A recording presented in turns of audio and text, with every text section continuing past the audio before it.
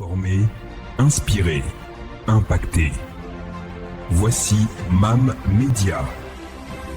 MAM Média, la voix qui informe le monde. Karibu sana mpendwa mtazamaji wa MAM Media, tunakukaribisha katika kipindi chetu cha jioni hii ya leo. Tunapokuwa tunaangalia maandiko matakatifu, tunaomba uungane nasi katika usomaji huu wa neno la Mungu. Tunakushukuru Yehova Mungu wetu, tunaomba utuvuvie Roho wako Mtakatifu, atuongoze katika kuangalia maandiko yako ili tujue ni nini ambacho unataka tukielewe. Tunaomba katika jina la Yesu, amen.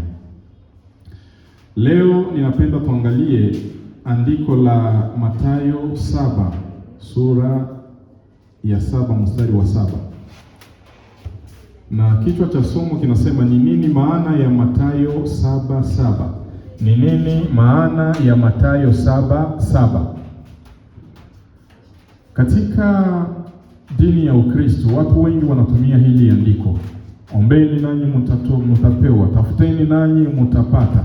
Kunakuwa na walimu wengi ambao wanatumia hili andiko na wanalitafsiri kwa vitu vya kimwili tu, wanasahau kwamba linaongelea vitu vya kiroho. Na kwa hiyo mtu alikuwa kukopa makuta, unamwima anasema no, Biblia inasema ombeni nanyi mtapata.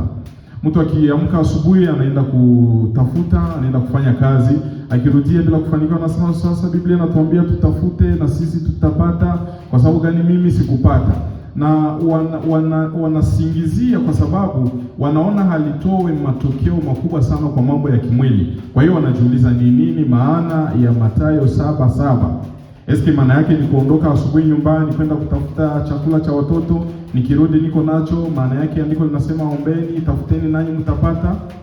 Leo natamani tusome Mathayo 7:7 ujue maana yake ni nini. Inasema ombeni nanyi mtapata, tafuteni nanyi mtaona, pigeni mlango nanyi mtafunguliwa. Ni nini maana ya maneno haya?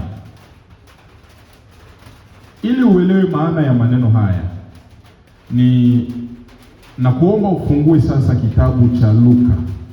Luka ndiye anayezungumzia maana halisi ya Mathayo 7:7. Luka sura yake ya 11 mstari wa 9 inasema hivi: nami nawaambia ninyi, ombeni na mtapewa, tafuteni na mtapata, pigeni hodi na mtafunguliwa.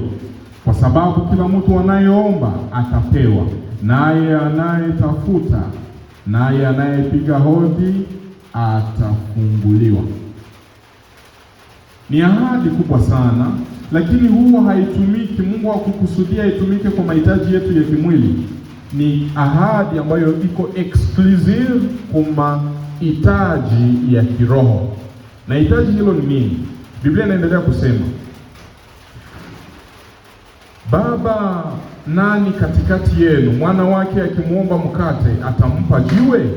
Au akimuomba samaki atampa nyoka? Unasema mbona bado andiko hili linanisupport?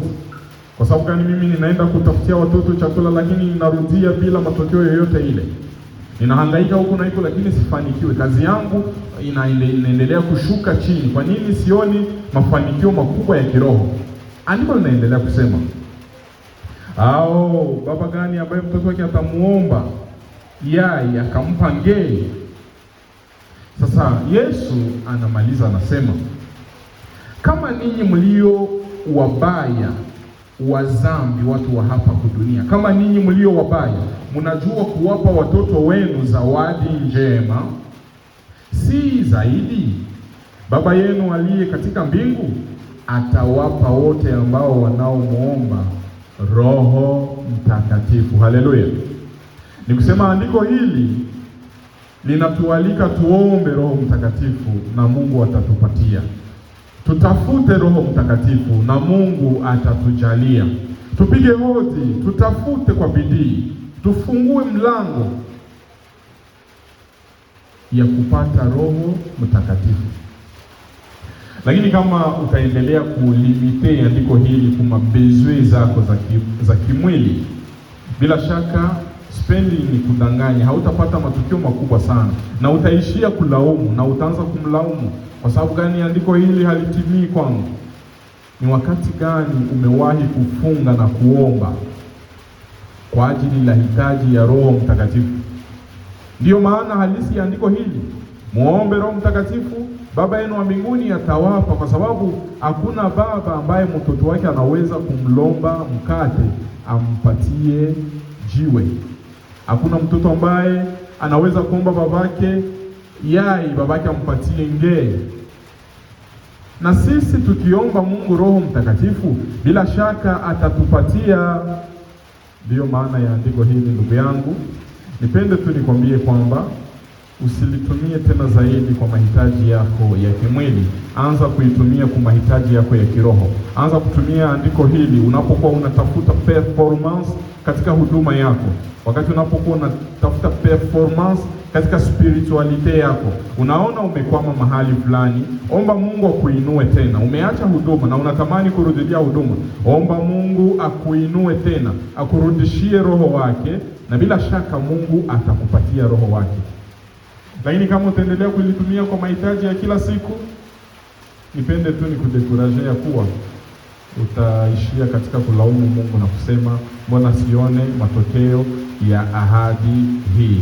Mungu akubariki sana.